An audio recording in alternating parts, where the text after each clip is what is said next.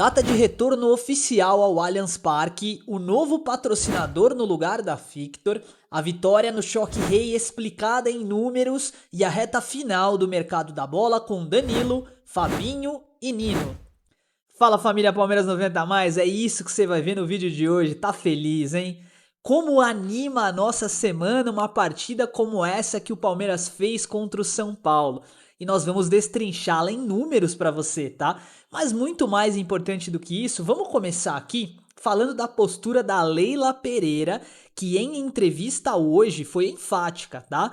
Disse com todas as letras que é um ato de histeria do São Paulo essa briga toda com relação à arbitragem após a partida. É bem verdade que nós temos que falar da arbitragem antes dos números do jogo, mas, gente, a Leila Pereira deu a seguinte declaração, ó. Se eu que sou mulher ficar reclamando, vão dizer que eu sou histérica, eu não comento nada na imprensa sobre arbitragem. Eu acho que as falas da presidente não poderiam ser mais objetivas, concisas e corretas. A arbitragem teve sua falha, sim, mas na verdade foi prejudicando o Palmeiras e eu vou te mostrar isso no vídeo de hoje, tá bom? Bom, podem chorar à vontade, o jogo já está finalizado, o Palmeiras está na final e encara o Novo Horizontino. Tinha tudo para ser no Allianz Parque, né? Mas não será. Essa primeira partida da final está confirmada na Arena Crefisa Barueri, né? Não tem como mudar mais e o segundo jogo será na casa do Novo Horizontino. E tudo isso tá oficialmente acertado, mas tem uma informação e um detalhe que está sendo muito falado e que tem um impacto gigantesco no jogo, que é a situação do meio-campista Rômulo. O Rômulo, por força de contrato, ele é jogador do Palmeiras, emprestado no Novo Horizontino, né? Então, por força de contrato, ele não poderá jogar a partida contra o Palmeiras a menos que o Novo Horizontino pague R$ 1 milhão por partida. Chance do Novo Horizontino pagar esse valor para contar com o jogador é próxima de zero, tá? Então o Palmeiras deve enfrentar um Novo Horizontino sem o seu principal jogador. E eu quero te fazer uma pergunta. O Palmeiras tem, é bem verdade, atletas de altíssimo nível. Mas o Rômulo cameria com a camisa do Palmeiras ainda nessa temporada? Eu confesso pra você uma coisa, a gente vai ver os números dele no final do vídeo, mas eu tenho certeza, tá? Que o Rômulo seria sim um jogador com condições de ocupar uma posição, uma função nesse time do Palmeiras. Mas a minha opinião não vale de nada, eu quero saber qual que é a sua opinião. Rômulo caberia com a camisa do Palmeiras? Deixa nos comentários. E com toda essa logística que o Palmeiras está preparando para enfrentar o Novo Horizontino, a gente tem que frisar. O elenco do Palmeiras foi o que fez com que nós conseguíssemos chegar mais longe no campeonato, tá? É um time que está trazendo agora sim, finalmente, longevidade. Vamos falar disso já já, porque a gente precisa pontuar, né? A data de retorno ao Palmeiras, ao Allianz Parque, tá? Tá bem definida, vai ser contra o Mirassol no dia 15 de março. Grandes chances do Paulinho estar à disposição do técnico Abel Ferreira para essa partida já, né? Então nós teremos o retorno do Paulinho e o retorno ao Allianz Parque com o novo gramado, velho. Informação exclusiva e importante, tá bom? Antes da gente falar do jogo, vamos começar falando aqui, importante, tá? A respeito do mercado da bola.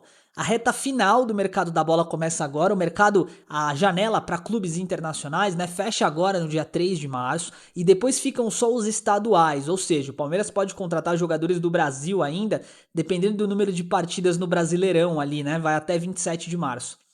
Muito importante, tá? Situação do Fabinho. Palmeiras mira a contratação de um volante para o segundo semestre. O Fabinho é um dos nomes preteridos pelo Verdão. Abel Ferreira já ligou. Você sabe de tudo isso, você acompanha o canal, né? Então você tá bem informado. Agora, há um ponto de desequilíbrio e atenção nessa situação. Porque ao mesmo tempo que o Palmeiras está tratando as coisas com o Fabinho, também está tratando com o Danilo do Botafogo.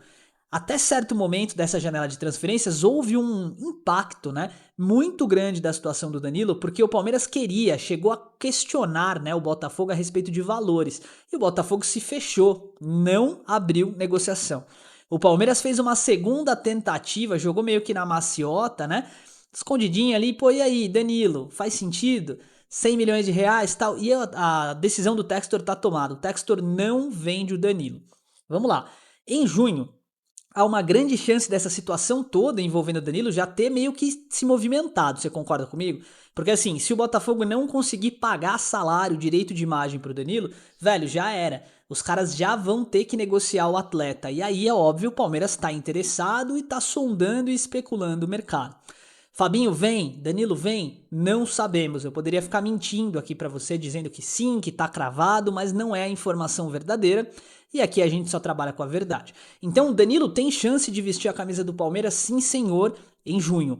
Nessa janela o Palmeiras não deve conseguir trazer mais ninguém, inclusive o Nino, que é o jogador dos olhos do Abel Ferreira, né? Ele quer muito contar com o Nino ainda nessa janela de transferência. O Nino deve vir para o Palmeiras sim, mas em junho, tá?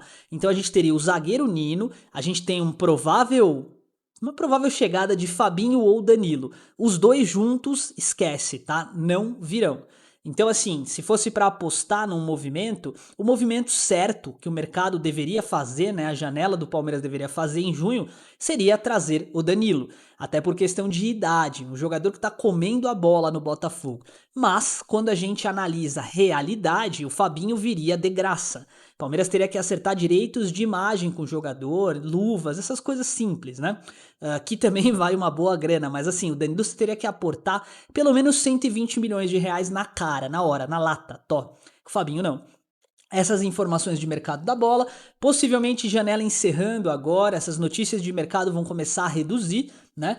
Mas de qualquer forma a gente tá atento. Qualquer novidade traremos para vocês, tá? E antes da gente analisar os números da partida contra o São Paulo e de conversar a respeito de tudo que tá acontecendo no Palmeiras, porque tem muita coisa diferente, precisamos pontuar uma realidade para vocês, né? A árbitra da partida, Daiane, ela falhou, mas não foi no pênalti que ela não deu do Gustavo Gomes, porque, gente, pensa comigo, não tem questão de interpretação aí. Se o atleta saltar, ele levanta o braço, é natural, é um movimento biomecânico. Não tem como você pular com o braço colado ao corpo. O ponto é, ele está com o braço mais próximo do corpo, ele não estava esticando, buscando a bola, buscando atrapalhar a jogada. Ele salta com o braço um pouco mais colado aqui assim. Você vê que ele tenta tirar. Então assim, não foi pênalti do Gustavo Gomes, essa é a minha opinião, tá? E ao meu entender, tanto como o VAR decidiu até com rapidez, né? Não tem interpretação. O cara tá no ar, não tem como você saltar colado, né? Já no segundo pênalti, eu sinto que ela estava sob pressão. Ela quis dar aquele pênalti, tá? O São Paulo não jogou absolutamente nada. Ele não trouxe perigo ao gol do Palmeiras, né? A gente tem que pontuar isso. E aí é óbvio, aí sim é minha opinião. Então assim, por mais que o São Paulo tivesse os dois pênaltis e tivesse empatado, na minha visão, o Palmeiras foi tão bem, e vocês sabem como eu sou crítico, né? Mas o Palmeiras jogou tão bem taticamente, mentalmente, que, velho, não haveria nada que desclassificasse o Palmeiras naquele jogo. O Palmeiras jogou realmente de corpo e alma.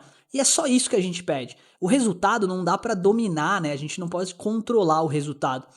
Vou te dar um exemplo. Você sai da tua casa de manhã pra trabalhar, e você chega no teu trabalho e você entrega o melhor que você pode. Você busca uma promoção, busca um reajuste, busca uma realidade melhor.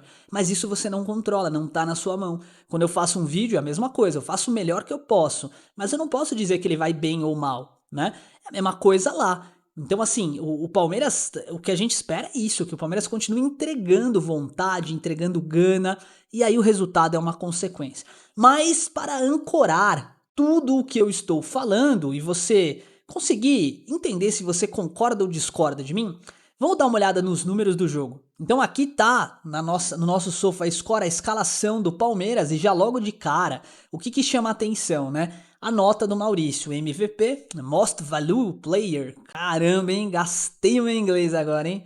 O melhor jogador da partida.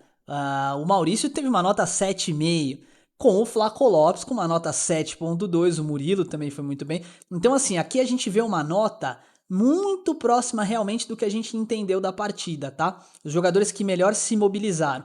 A árbitra Daiane, se a gente tivesse que dar uma nota pra ela aí, sei lá, eu daria uma nota 7, tá? Não foi mal porque não comprometeu o resultado do jogo, mas aquele pênalti que ela deu, pra mim não foi, tá? Falando com humildade. E aí, dos jogadores que entraram, sentiu o Arias bem tímido, tá? É óbvio que a função que ele entrou pra cumprir era uma função defensiva e de ocupação de espaço. O Abel queria que ele saísse num contra-ataque e tal, mas a ideia não era objetivamente que ele fosse aquele jogador brilhante ali. Tem vezes que o bom jogador tem que jogar pro time, né? Faz parte do jogo. E outro dado interessante que a gente vê aqui é esse aqui, ó. Olha como quando o Palmeiras ataca espaçado, né? Você consegue entender isso aqui? O Palmeiras abre as linhas, mas ele joga prioritariamente pelo lado direito. Então o Andrés e o Vitor Roque encostam muito um no outro, né? E o Flaco Lopes com o Alan também. Então a gente forma uma espécie de losango ofensivo e abre um espaço gigantesco pro Maurício jogar. E é por isso que o Maurício tem feito gols, tá? O Maurício tá conseguindo pisar na área justamente por conta disso. Muito bem, tudo isso explicado, tudo isso analisado, vamos às estatísticas da partida, tá? A gente percebe o São Paulo com 60% de posse de bola, uma posse de bola gigantesca, né? Mas uma posse de bola que não fere, uma posse de bola que não faz nada. Os caras estão tocando a bola, tocando a bola, tocando a bola entre os zagueiros. O que adianta, né? Era isso que a gente cobrava muito do Palmeiras no passado, né? Palmeiras cria 4 grandes chances, um número assim absurdo, enquanto o São Paulo apenas uma. Finalizações 11-11, mas volto a dizer, as finalizações do São Paulo não são finalizações perigosas, não são finalizações que levam risco. Finalizações longe do gol, longe da baliza. Carlos Miguel não fez tantos movimentos assim, né? Tanto que tá aqui, ó, defesas do goleiro do Carlos Miguel foi uma defesa em 11 chutes, né? Sem muitos riscos aqui. Palmeiras fazendo mais faltas e tendo menos escanteios. Como a gente falou, né? São Paulo passa mais a bola, mas passa numa área do campo que pra gente, ok, estamos ganhando a partida, né? Até porque o Palmeiras fez o gol e deu a bola pro São Paulo, né? Joga aí, fica à vontade. São Paulo desarma mais, obviamente, né? Finalizações 15-15. E aqui a gente tem, basicamente, as grandes chances marcadas e perdidas. Quando a gente vê as marcadas, obviamente, são os gols, né? Foi 2-1, então 2-1 aqui. Agora, quando a gente vê as chances perdidas, o Palmeiras, além das duas que marcou, perdeu 2 grandes chances, enquanto o São Paulo 0. É por isso que eu tô falando baseado nos números, que se o São Paulo tivesse feito 2 gols de pênalti, ainda assim as probabilidades eram gigantescas de que o Palmeiras vencesse a partida, tá bom? Quando a gente vê aqui as ações, os passes em profundidade, enfim, ações com a bola na área adversária. Veja o São Paulo 14 e não conseguiu firmar realmente ali uma jogada perigosa de gol, né? Engraçado isso. Nos duelos a gente tem 47-53, o São Paulo desarmando mais, o Palmeiras perdendo duelos no chão, empatando nos duelos aéreos e perdendo nos dribles, né? Porque é aquilo que a gente falou mesmo, o Palmeiras vai dar a bola pros caras jogar, fizemos gol muito rápido, né? E esse é um dos pontos positivos desse time do Abel que nós já vamos falar. Beleza, analisando tudo isso aqui, chegamos à conclusão, e uma conclusão bastante objetiva, de que o Palmeiras jogou mais bola que o São Paulo. E isso não foi à toa, tá? O Palmeiras soube triangular as bolas. A gente falou tanto isso durante a semana, né? O Palmeiras triangulou demais a bola, tá? Passando de pé em pé, rodando o time, buscando jogadas lateralizadas, sim, mas sem exagero. E por conta de todo esse movimento, o Palmeiras acabou conseguindo uma novidade, que é uma forma de jogar diferente, né? Onde a gente pode colocar, por exemplo, o Ramon Sosa como centroavante. Pois é, em dados momentos da partida, a gente viu muito esse losango com o Ramon Sosa espetado entre as linhas defensivas. Por quê? Se você tem numa área, por exemplo, um Alan, vamos imaginar, né? E na outra um John Arias com o Ramon Sosa espetado, você tem um tridente de ataque muito veloz. Para sair em contra-ataque, o Palmeiras dá a bola para o adversário e deixa ele se embananar. Cara, é letal. E se você quiser, você pode fazer essa formação, de repente, quando o Vitor Roque não estiver bem. Então veja, essa partida contra o São Paulo foi um divisor de águas para o Palmeiras. Não está tudo ganho. A partida contra o Novo Horizontino não vai ser fácil, tá? E falando do Novo Horizontino, cara, a gente precisa, não tem como a gente passar esse vídeo sem analisar a situação do Rômulo, tá? O Rômulo está emprestado no Novo Horizontino, né? Dá uma olhada nos números dele, velho, que absurdos na temporada. São 8 partidas, 8, com 8 participações em gols, 5 gols e 3 assistências, cara, números fantásticos. 39 praticamente ações com a bola. 76% de passe certo, 45% de conversão em gol, ele tá finalizando muito a gol e tá dando certo, gente. O Rômulo pode sim vestir a camisa do Palmeiras e trazer um resultado interessante. Você quer ver como isso é verdade? A gente pode comparar os números dele com qualquer jogador, porque esse começo de ano dele é assim, é fantástico, tá? Eu sei, ele tá vindo de temporadas ruins. No Novo Horizontino, ele não tem tanta pressão assim, né? Ele pode jogar leve e, cara, querendo ou não, esse escudo aqui pesa demais, né? Mas analisem o que eu tô falando, um jogador que traz dinamismo, um jogador que pode ocupar uma área do campo que o Palmeiras de repente vai precisar. Nem toda partida vai ser uma final de Libertadores, muitas partidas vão ser partidas mais simples e na temporada passada o Palmeiras perdeu pontos valiosos no Brasileirão.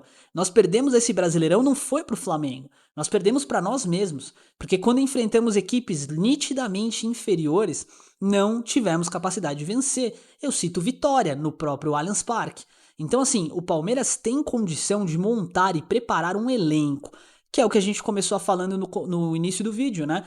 O elenco do Palmeiras é o que nos trouxe até a final, porque agora nós temos um Felipe Anderson jogando leve, sem tanta pressão, Vitor Roque e Flaco Lopes comendo a bola, Marlon Freitas, jogador que bate no peito, que recebe a bola, que levanta a cabeça, que respira, né?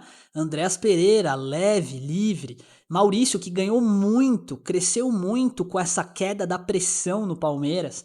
Velho, a gente tem meninos da base que estão jogando um bolão. Então, assim, de maneira geral e objetiva, o fator elenco prova-se ser mais eficiente que o fator time titular.